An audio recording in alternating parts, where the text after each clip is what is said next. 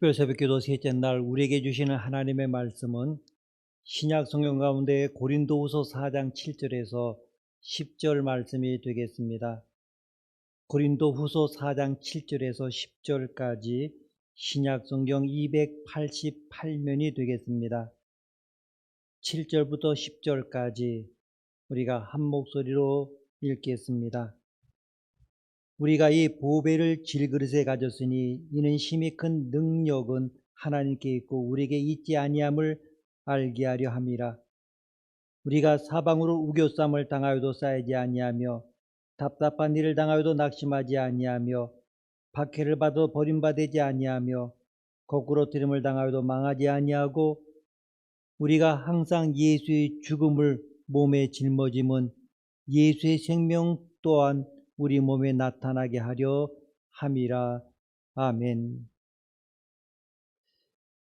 2020년은 우리 코로나19로 인하여 매우 암울한 한 해였습니다. 이 코로나19 확산으로 인해서 많은 국제와 경기가 취소되기도 하고 여행도 함부로 할 수가 없게 되었습니다. 때로는 다른 나라에 갔다 할지라도 또한 외국에서 오는 사람조차도 이 나라에 와서 2주간 격리될 수밖에 없는 그러한 상황, 그래서 어려운 세계 경제가 더 꽁꽁 얼어붙고 있습니다. 저는 이번 코로나로 인하여 많은 사람 죽고 또 많은 사람들이 나도 혹시 걸리지 않을까 염려하며 두려워 떠는 모습 보면서 정말 비말을 통하여 때로는 접촉만으로 다른 사람들에게 감염될 수 있다는 사실을 보면서 우리 인간이 이렇게 약한 존재인가를 생각해 보지 않을 수가 없었습니다. 그렇습니다. 우리 인간은 강한 것 같습니다만은 이렇게 코로나19 하나 이겨내지 못할 만큼 연약한 존재입니다. 그래서 사도 바울은 오늘 본문 7절에서 우리 인간을 질그릇과 같은 존재로 비유하고 있습니다. 7절 말씀 우리가 함께 읽겠습니다. 7절입니다. 우리가 이 보배를 질그릇에 가졌으니 이는 심히 큰 능력은 하나님께 있고 우리에게 있지 아니함을 알게 하려 함이라. 아멘. 사랑하는 성도 여러분, 우리 인간은 질그릇과 같습니다. 질그릇이란 말 그대로 톡이 곧 흙으로 만든 그릇을 말합니다. 바울이 여기서 말하고 있는 이 질그릇은 제가 가끔 이 강단에서 컵을 사용하는데 그 컵처럼 된 것이 아니라 오늘날 고분 발굴 현장에서 가끔 발견되는 황토빛 그릇을 말합니다. 전혀 유약을 바르지 않은 황토빛 토기를 말합니다. 그러면 왜 바울은 우리 인간을 이런 질그릇으로 비유하고 있습니까? 그것은 질그릇이 가지고 있는 두 가지 특성 때문입니다. 첫째로 질그릇은 약합니다. 금과 은과 철과 노수로 만들어진 그릇은 떨어져도 끼워지지 않습니다. 그런데 흙으로 만든 질그릇은 살짝만 떨어져도 살짝만 충격을 줘도 쉽게 끼워져 버립니다. 이렇게 질그릇이 약하다고 하는 것은 곧 우리 인간이 그만큼 연약한 존재라는 것을 말해줍니다. 그렇습니다. 우리 인간이 강한 것 같습니다만은 이렇게 약합니다. 뇌를 조금만 다쳐도 신경이 마비되고 5분 동안 혈액순환이 되지 않고 산소가 공급되지 않으면 뇌사 상태에 빠지거나 목숨을 잃습니다. 충격적인 사건을 접하면 그 자리에서 실신하고 조그마한 일에 쉽게 상처받습니다. 또한 바이러스에 약하고 질병에도 약하고 유혹에도 약합니다. 육신뿐만 아니라 우리의 마음도 한없이 약합니다. 그래서 금방 웃다가도 울고 울다가도 웃기도 합니다. 우리 인간은 강한 것 같지만 이렇게 떨어지면 깨어지는 질그릇과 같이 약한 존재입니다. 두 번째로 질그릇은 볼품이 없고 가장 값이 쌉니다. 바울이 우리 인간을 질그릇으로 비유한 것은 질그릇이 다른 그릇에 비하여 볼품도 없고 가장 평범하고 값이 싼 그릇이기 때문입니다. 범죄하여 타락함으로 하나님의 형상을 상실해버린 우리 인간의 모습은 볼품 없고 가장 값이 싼 질그릇과 같습니다. 사랑하는 성도 여러분, 성경은 우리 인간을 가리켜 강한 존재라고 말하지 않습니다. 범죄하여 타락하고 난 다음에 에덴동산에 쫓겨난 우리 인간은 약한 존재입니다. 그래서 성경은 우리 인간을 상한 갈대와 꺼져가는 등불로 비유하고 있지 않습니까? 그런데 우리 인간들은 자신의 약함을 모릅니다. 자신의 약함을 모르기 때문에 교만합니다. 자신의 무가치함을 모르기 때문에 함부로 다른 사람을 무시하고 판단합니다. 우리 인간이 이렇게 질그릇과 같이 연약하고 보잘것없는 존재라 할지라도 하나님의 사람은 그 질그릇의 보배를 가진 사람입니다. 다시 7절 말씀을 읽도록 하겠습니다. 7절입니다. 우리가 이 보배를 질그릇에 가졌으니 이는 심히 큰 능력은 하나님께 있고 우리에게 있지 아니함을 알게 하려 함이라. 아멘. 그러면 보배란 무엇을 말합니까? 보배란 좁게는 6절에는 말씀처럼 예수 그리스도 얼굴에는 하나님의 영광 아는 빛을 말합니다. 우리가 6절을 읽지 않았습니다만은 6절 말씀 우리 함께 읽도록 하겠습니다. 6절입니다. 어두운 데에 빛이 빛이라 말씀하셨던 그 하나님께서 예수 그리스도의 얼굴에 있는 하나님의 영광을 아는 빛을 우리 마음에 비추셨느니라. 아멘. 바울은 6절에서 두 종류의 빛을 말하고 있습니다.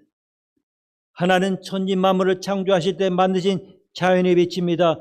처음 창조의 빛입니다. 또 하나는 영적인 빛으로서 예수 그리스도의 얼굴에 있는 하나님의 영광을 아는 빛입니다. 그런데 이 하나님의 영광을 아는 빛이 비추기 시작하면 사람들은 자신이 얼마나 엄청난 죄인인지를 깨닫게 됩니다. 그리고 이 빛이 심령에 비추기 시작하면 예수 그리스도가 자신의 구주이심을 고백하게 됩니다. 그래서 사단 마귀는 어떻게든 사람들의 마음속에 이 복음의 광채가 비치지 못하도록 사람들의 마음을 혼미케 합니다. 고린도 후서 4장 4절 말씀 우리가 읽지 않았습니다마는 4절 말씀 함께 읽습니다. 그중에 이 세상의 신이 믿지 않은 자들의 마음을 혼미하게 하여 그리스도의 영광의 복음의 광채가 비치지 못하게 함이니 그리스도는 하나님의 형상이니라. 아멘. 사단 마귀는 그리스도의 영광의 복음의 광채가 비치지 못하도록 사람들의 마음을 혼미하게 만듭니다. 혼미하게 한다는 말은 눈을 멀게 만든다는 말입니다. 성경을 읽어도 복음을 깨닫지 못하게 합니다. 그래서 성경을 읽고 난 다음에 성경을 읽어보았는데 완전히 이스라엘 역사책이구만. 하나님은 잔인한 하나님이야. 이런 결론을 내리게 만듭니다. 그런데 바울은 이 복음의 광채를 경험하였습니다. 바울은 다메섹 도상에서 하나님 아는 영광의 빛을 경험했습니다. 예수 믿는 사람을 잡아 옥에 가두기 위하여 다메섹 도상으로 가고 있을 때 고린이 한 데서도 빛이 저를 둘러 비추었습니다. 그는 예수 그리스도의 얼굴에 있는 하나님의 영광을 아는 빛을 경험한 다음에 영안이 열렸습니다. 그 영광의 빛 아래서 자신이 누구인가를 알게 되었습니다. 하나님의 아들 예수가 누구인지를 알게 되었습니다. 사랑하는 성도 여러분, 우리는 질그릇입니다. 그런데 하나님이 질그릇과 같은 우리 안에 예수 그리스도의 얼굴에 있는 하나님의 영광을 아는 빛을 주셨습니다. 다시 말하면 영광스러운 복음의 광채를 우리에게 주셨습니다. 이 그리스도의 얼굴에는 있는 하나님의 영광 아는 빛이 비추기 시작하면 어둠이 물러갑니다.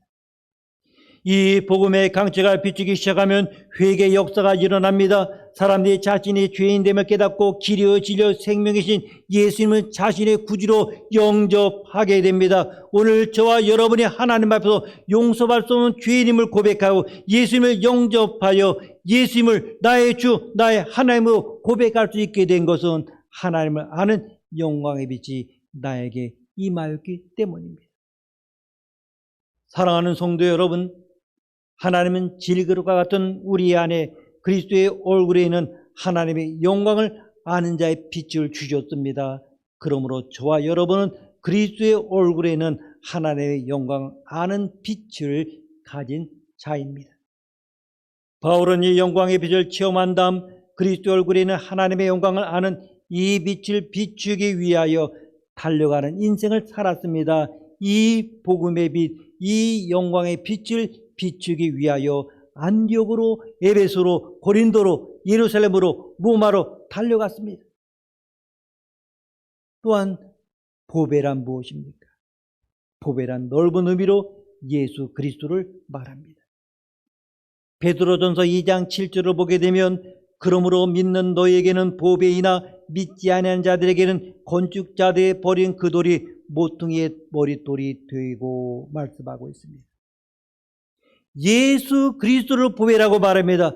왜 예수 그리스도가 우리의 보배입니까? 그 안에 영원히 사는 생명이 있기 때문입니다. 요한일서 5장 12절에 보면 아들이 있는 자에게는 생명이 있고 하나님의 아들이 없는 자에게는 생명이 없느니라고 했습니다. 골로새서 2장 3절에 보면 그 안에는 지혜와 지식의 모든 보화가 감추어 있느니라 했습니다. 그리고 잠언 3장 16절에는 그 우편에는 장수가 있고 그 좌편 손에는 부귀가 있다 말씀하고 있습니다.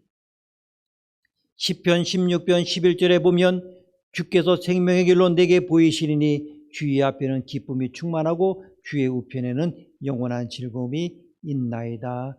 아멘. 왜 예수님이 우리의 보배가 되십니까? 그분 안에 영원한 생명이 있기 때문입니다. 그분 안에 지혜와 지식의 모든 보화가 있기 때문입니다. 그분 안에 장수가 있고 부귀와 영화가 있기 때문입니다. 그분 안에 기쁨이 있고 영원한 즐거움이 있기 때문입니다. 그러므로 예수님이 우리의 보배가 되십니다. 그러므로 예수님은 누구와도 바꿀 수 없고 누구와도 비길 수 없는 우리의 삶의 가장 귀한 분이십니다. 그런데 우리가 이 보배를 질그릇에 가졌습니다. 사도 바울은 당당하게 외칩니다. 우리가 이 보배를 질그릇에 가졌으니. 당시에 바울을 핍박하던 사람들은 바울을 향하여 바울은 키가 작은 사람이요 말도 잘 못하는 사람이요 예수님의 이하에 직접 가르침 받은 적도 없는데 어떻게 그가 사도가 될 수 있느냐며 바울을 비난하고 조롱하고 있었습니다. 하지만 바울은 자기를 핍박하고 조롱하는 사람들에 대하여 연연하지 않고 우리가 이 보배를 질그릇에 가졌다라고 이렇게 담대하게 외치고 있습니다. 우리가 이 보배를 질그릇에 가졌다는 말은 우리 안에 하나님의 영광을 아는 빛이 임하였다는 말이고 예수 그리스도가 우리와 함께 하신다는 말씀입니다. 사랑하는 성도 여러분, 우리는 비록 연약한 질그릇 같지만 하나님은 질그릇 같은 우리 안에 하나님 아는 영광의 빛을 주셨습니다. 그리고 길이요 진리요 생명이신 예수님을 우리 안에 주셨습니다. 그러므로 우리는 우리 혼자가 아니라 우리 속에 보배신 주님을 모시고 있습니다. 우리는 연약하나 우주 만물을 창조하신 하나님, 전능하신 하나님께서 우리 속에 계십니다. 그러므로 하나님의 사람은 아무렇게나 살지 않습니다. 그러면 보배를 가진 자의 삶은 어떠합니까? 첫 번째로 사방으로 우겨쌈을 당하여도 쌓이지 않습니다. 8절 말씀 함께 읽습니다. 우리가 사방으로 우겨쌈을 당하여도 쌓이지 아니하며 답답한 일을 당하여도 낙심하지 아니하며. 아멘.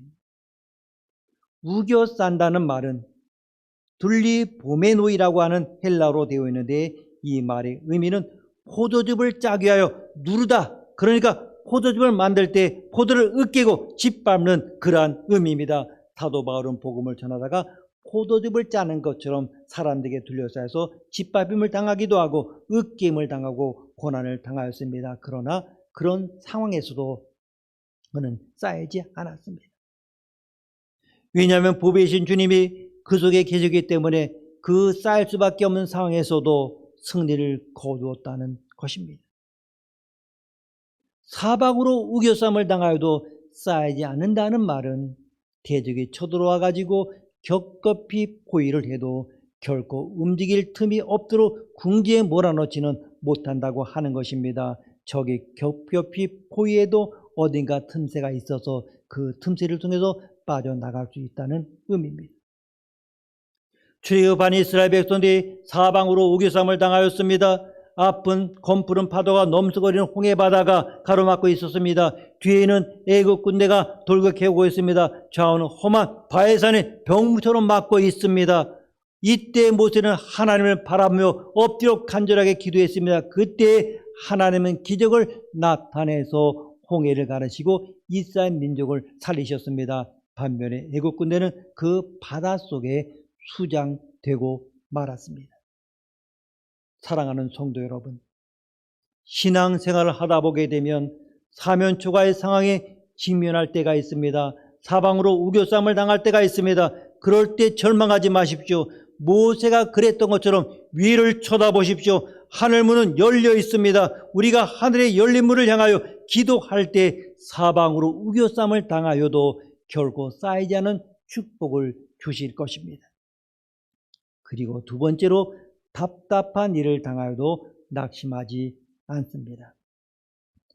8절 말씀 우리가 다시 함께 읽겠습니다. 우리가 사방으로 우겨쌈을 당하여도 쌓이지 아니하며 답답한 일을 당하여도 낙심하지 아니하며. 아멘. 이 의미는 답답하여 견딜 수 없는 일을 당하여도 결코 낙심하지 않는다고 하는 것입니다. 하나님을 섬기며 살아가는 사람들에게도 답답하여 숨막히는 일들이 있습니다. 이것은 바로 세상입니다. 요셉을 한번 보십시오. 답답한 일이 얼마나 많이 있었습니까? 아버지의 사랑을 한 몸에 받으며 자랐지만은 형들에 의해서 노예로 팔려 애굽으로 끌려가게 되었습니다. 그러나 요셉은 낙심하지 아니하고 열심히 살아갔습니다. 노력한 보람이 있어 주인의 깊은 신음받은 요셉은 주인집 총무가 되었습니다. 그러나 그러한 날도 잠시뿐 주인의 관계로 감옥에 갇혔습니다. 이처럼 가도 끝이 없는 답답한 일들만 계속되었습니다. 그러나 요셉은 소망을 잃지 않았습니다. 이러한 요셉의 믿음 보신 하나님은 요셉에게 지혜를 주셨습니다. 애굽 왕의 꿈을 잘 해석함으로 왕의 총애를 받아 국무총리가 되었습니다. 요셉처럼 하나님의 사람은 답답한 일을 당하여도 낙심하지 않아야 합니다. 우리 속에 보배이신 하나님이 계시기 때문입니다. 하나님 모시고 살아가는 사람은 이처럼 답답한 일을 당한다 할지라도 낙심하지 않습니다. 내 속에 보배로우신 하나님의 계심을 믿기 때문입니다. 그리고 세 번째로 핍박을 받아도 버림받지 않습니다. 9절 말씀 함께 읽겠습니다. 9절입니다. 박해를 받아도 버림받지 아니하며 거꾸로 트림을 당하여도 망하지 아니하고. 아멘. 어느 시대나 역사를 볼 때의 교회는 박해를 받아왔습니다. 예수님께서 무릇 그리스도 안에서 경건하게 살고자 하는 자는 박해를 받으리라고 했습니다. 사도 바울은 복음 때문에 얼마나 많은 핍박을 받았는지 모릅니다. 40에 하나 감화매를 5번이나 맞았습니다. 3번 태장을 맞고 1번 돌로 맞고 3번 파손하고 강도, 동족, 이방, 강, 광야, 바다, 거짓 형제의 위험을 당했습니다. 바울은 힘에 지나는 고생을 당하여 살 소망까지 끊어지고 마음의 사형 선고를 받은 형편이 되었습니다. 사도 바울은 충분히 낙심하고 절망할 수도 있었습니다. 이런 절박한 상황에서 그가 사도행전을 내팽개친다 할지라도 어느 누가 인간적으로 사도 바울을 비난할 수 있겠습니까? 그럼에도 사도 바울은 낙심하거나 포기하지 않았습니다. 그러나 하나님께서 예수 그리스도의 복음과 하나님의 영광을 위해 힘쓰는 성도들에게는 박해가 다가올지라도 극복하고 이길 수 있는 힘을 주시는 것입니다. 혹 신앙생활로 인하여 핍박당하는 분이 계십니까? 용기를 잃지 마시기 바랍니다. 우리 안에 보배이신 주님이 계십니다. 그 주님께서 반드시 지키시며 이기게 하십니다. 그리고 네 번째로 거꾸로 들임을 당하여도 망하지 않습니다.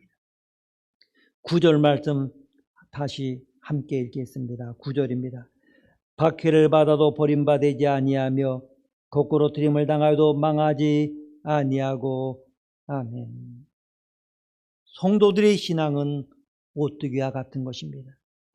사단 마귀가 성도들의 신앙을 넘어뜨리고 거꾸로 들여날지라도 오뚜기와 같이 다시 일어나는 것입니다. 믿지 않은 가정과 친척이, 믿지 않은 친구들과 세상 사람들이 믿는 여러분을 넘어뜨리려 하지만 하나님께서 여러분을 붙들고 계시기 때문에 오뚜기처럼 핍박을 극복하며 승리하게 되는 것입니다. 거꾸로 들임을 당하여도 망하지 않습니다. 거꾸로 들임을 당하여도 망하지 않은 대표적인 분이 우리가 섬기는 예수 그리스도이십니다. 제자들에게 배신을 당하셨습니다. 온 정성을 다해 섬기와 마땅한 제사장들이 예수님을 죽이도록 결의했습니다. 그리고 십자가에 못 박혀 죽었습니다. 죽은 것을 확인하고도 혹시나요 창으로 옆구리를 찔러서 확인 사용을 했습니다. 예수님의 몸에는 피와 물이 다 흘러내렸습니다. 그리고 무덤에 장사 지낸 후 큰 돌로 무덤 입구를 막았습니다. 그리고 로마 군병들로 하여금 무덤을 지키도록 했습니다. 철저한 거꾸로 들임이었습니다. 확실한 거꾸로 들임이었습니다. 그러나 주님은 망하지 않으셨습니다. 주님은 사망의 권세를 이기시고 죽음의 문을 활짝 열고 다시 부활하셨습니다. 아멘. 그러면 왜 하나님은 이 보배를 질그릇에 두셨습니까? 7절 말씀 다시 우리 함께 읽겠습니다. 7절입니다. 우리가 이 보배를 질그릇에 가졌으니 이는 힘이 큰 능력은 하나님께 있고 우리에게 있지 아니함을 알게 하려 함이라. 아멘. 그것은 능력의 힘이 큰 것이 하나님께 있고 우리에게 있지 아니함을 알게 하기 위해서입니다. 여러분, 복음은 능력입니다. 그리스도 얼굴에는 하나님의 영광하는 이 복음의 빛은 엄청난 다이너마이트 같은 능력을 가지고 있습니다. 이 복음의 광채가 비추어지면 어둠이 물러가고 병든 자가 고침을 받으며 저주가 끊어집니다. 그리고 묶인 것들이 다 풀어집니다. 귀신들이 7길로 떠나갑니다. 그런데 이런 능력이 힘이 큰 것이 내게 있지 않고 바로 보배 되신 주님 안에 있습니다. 이 사실을 알고 늘 겸손히 살아가도록 하기 위하여 주님은 이 보배를 질그릇에 두신 것입니다. 우리가 예수를 믿었다고 해서 그릇이 바뀌는 것이 아닙니다. 예수를 믿었다고 해서 금그릇이 되고 은그릇이 되는 것이 아닙니다. 우리는 죽는 날까지 질그릇입니다. 하지만 중요한 것은 하나님은 이 질그릇 속에 이 보배를 두셨다고 하는 것입니다. 여러분과 저는 질그릇입니다. 연약합니다. 볼품도 없습니다. 그러나 여러분은 이 질그릇 안에 보배를 가진 사람입니다. 그릇의 가치라고 하는 것은 그릇에 있지 않고 그릇에 무엇이 담겨 있느냐에 따라 결정되는 것입니다. 그러므로 이 보배를 가진 자는 비굴하게 살지 않습니다. 당당하게 살아갑니다. 복음의 광채를 비추며 살아갑니다. 우리는 질그릇 안에 보배를 가진 자의 삶을 살아가고 있는 한 참회를 잘 알고 있습니다. 불의의 교통사고로 전신 화상을 입었으나 신앙으로 이를 극복하고 새로운 삶을 살아가는 이지선 자매를 잘 아실 것입니다. 이대 유아교육과 4학년에 재학 중이던 2000년 7월에 한 음주 운전자의 과속 차량에 부딪혀 온몸에 3도 화상을 입었습니다. 그 후 국내에 10여 차례 대수를 받았습니다. 3도 화상으로 예전의 아름다운 얼굴은 잃어버렸지만 그는 하나님의 형상 가진 하나님의 사람으로서 그리스도 얼굴에는 하나님의 영광을 아는 빛을 이 어두운 세상에 비추며 살아가고 있습니다.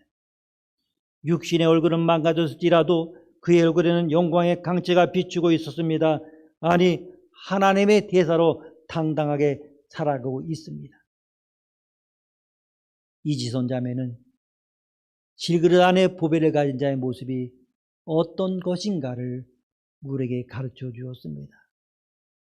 여러분, 지금 보배를 가진 자로 살아가고 있습니까? 함께 기도하시겠습니다. 화면에는 10가지 기도 제목 보고 우리가 이 3분 동안 중보 기도하겠습니다.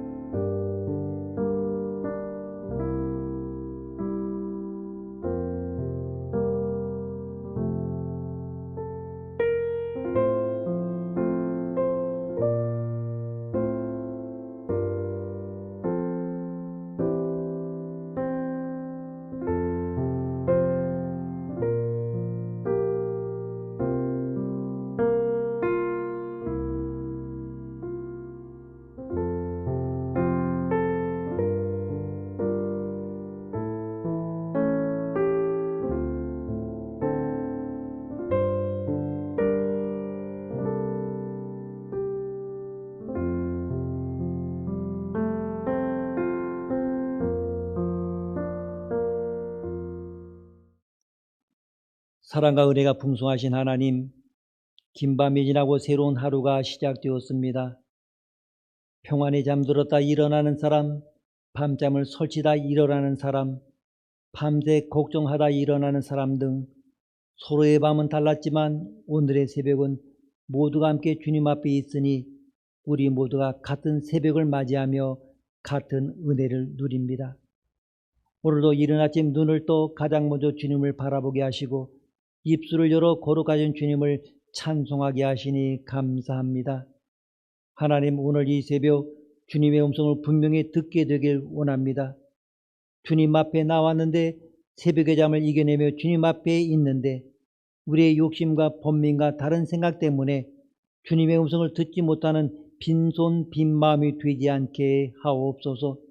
우리의 마음과 영혼을 정결하게 하시어 주님의 따뜻한 음성 듣고 위로받고 소망 가운데 오늘의 삶의 자리로 나아갈 수 있도록 역사하여 주옵소서.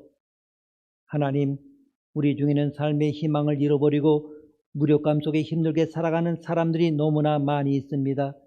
정신적으로 아파하는 사람들이 있습니다. 폭풍처럼 엄습하는 두려움과 불안감에 휩싸여 깊게 잠들지 못하고 낮에는 밀려오는 피로감으로 정상적인 생활을 하지 못하는 사람들이 있습니다. 밤이 두렵고 낮이 힘든 사람들입니다. 하나님, 불면의 밤을 보내야 하는 사람들에게 하나님께서 마음의 평안을 허락하여 주시고 넉넉한 마음을 갖게 하여 주옵소서. 과거의 아픈 기억과 지나간 것에 대한 집착 때문에 현재를 누리지 못하고 있는 성도들이 있습니다. 과거의 아픔과 고통스러운 기억으로 괴로워하는 이들을 주님께서 치유하여 주시고 그 아픔이 주님께서 주시는 새로운 기쁨으로 변화되게 하여 주옵소서. 미래에 대한 소망으로 가슴이 벅차고 오늘을 살아가는 기쁨으로 마음이 행복한 사람이 되게 하여 주옵소서. 아버지 하나님, 불신자들과 어울려하는 자리에서도 하나님을 기억하게 하옵소서. 언제 어디서든 우리가 하나님의 거룩한 자녀임을 잊지 않게 하시고 그리스도의 빛을 드러낼 수 있는 용기와 믿음을 주옵소서. 죄와 싸워 이길 때도 있지만 실패할지라도 모든 죄를 정결하게 하시는 예수의 부요를 의지하고 하나님 앞에 나아가게 하옵소서. 회개하는 자를 용서하시며 구원하시는 주님을 바라보게 하옵소서. 입술에 권세를 주셔서 남을 세워주고 격려하는 말을 하게 하옵소서. 좌절과 침체에 빠진 자를 위로하게 하시고 주저앉아 있는 이들에게 도전을 주게 하옵소서. 하나님, 헌신하는 자의 삶을 통하여 하나님의 역사가 일어나는 것을 믿습니다. 제가 지금 하나님께 더 헌신할 것이 무엇인지 깨닫게 하시고 최선의 삶을 살게 하여 주옵소서. 오늘도 주님의 말씀이 여러 모양으로 전파되고 있습니다. 특히 주의 사자들과 선교사를 통하여 하나님의 말씀이 다양한 법으로 전해질 때에 주의 능력이 나타나 생명의 역사가 있게 하시고 하나님의 나라가 힘있게 확장되게 하옵소서. 아버지 하나님, 오늘도 해외에 나가 있든지 여행 중에 있든지 군문에 나가는 자녀들에게 하늘의 신령하사를 내려주시사 눈동자같이 보하여 주옵소서.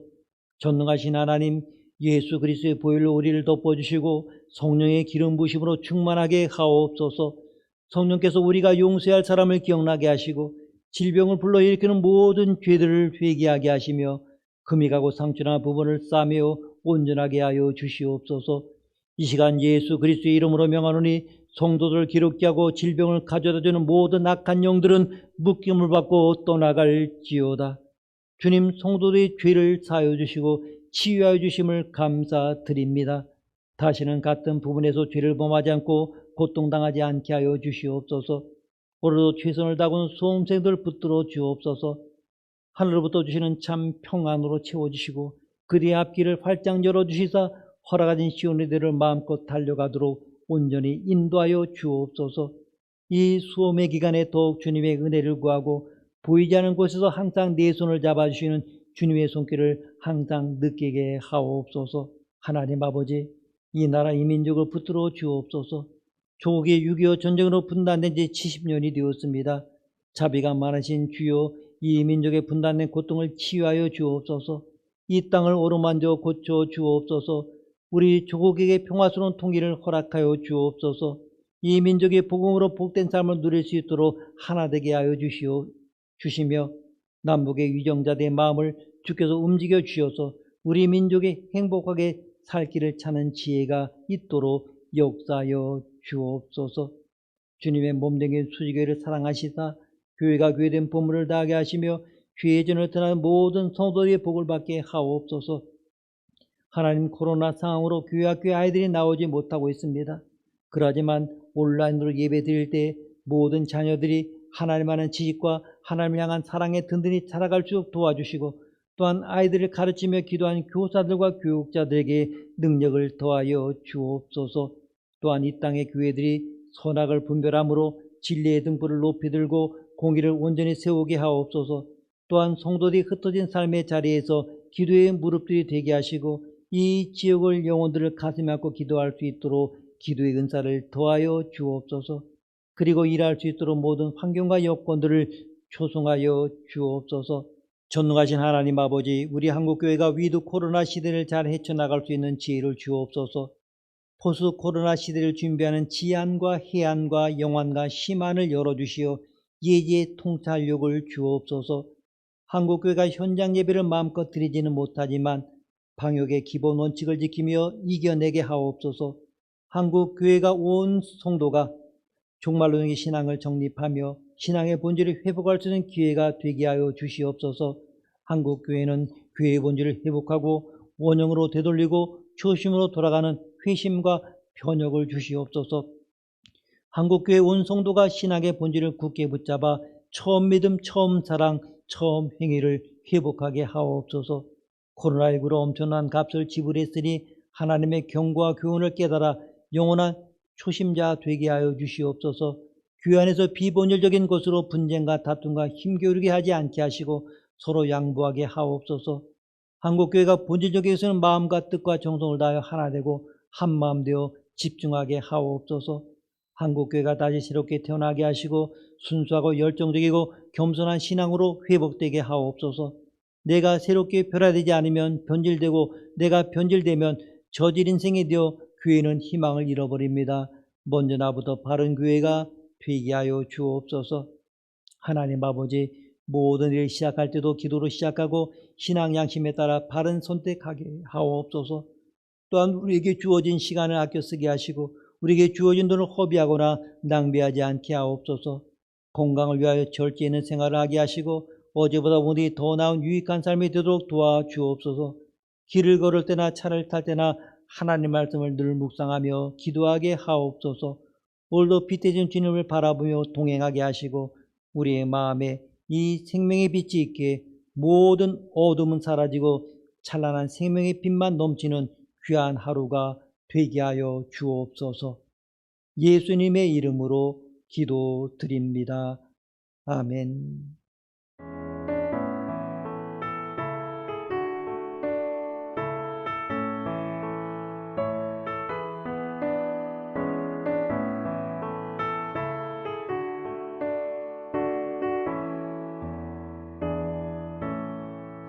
주 안에 기쁨인데 주 안에 살자.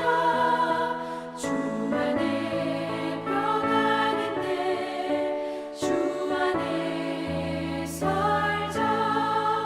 불안이 연기처럼 스며들어도 주 안에 사는 마음 기쁨 넘치네. 주 안에 사랑 있네. 주 안에 살자. 주 안에 소망 있네. 주 안에 살자. 검푸른 성난파도 밀어덮쳐도 주 안에 사는 마음 평화 넘치네.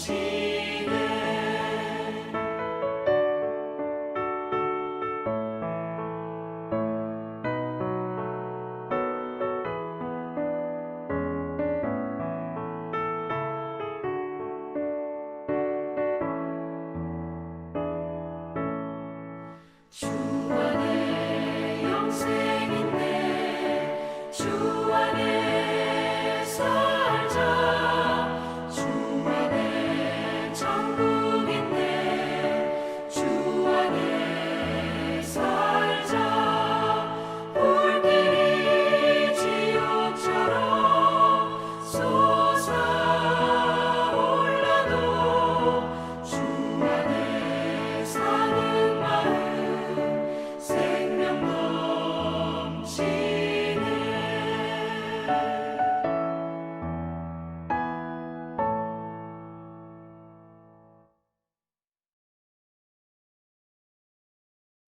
하늘에 계신 우리 아버지의 이름을 거룩하게 하시며 아버지의 나라가 오게 하시며 아버지의 뜻이 하늘에서와 같이 땅에서도 이루어지게 하소서. 오늘 우리에게 일용할 양식을 주시고 우리가 우리에게 잘못한 사람을 용서하여 준 것 같이 우리 죄를 용서하여 주시고 우리를 시험에 빠지지 않게 하시고 악에서 구하소서. 나라와 권능과 영광이 영원히 아버지의 것입니다. 아멘.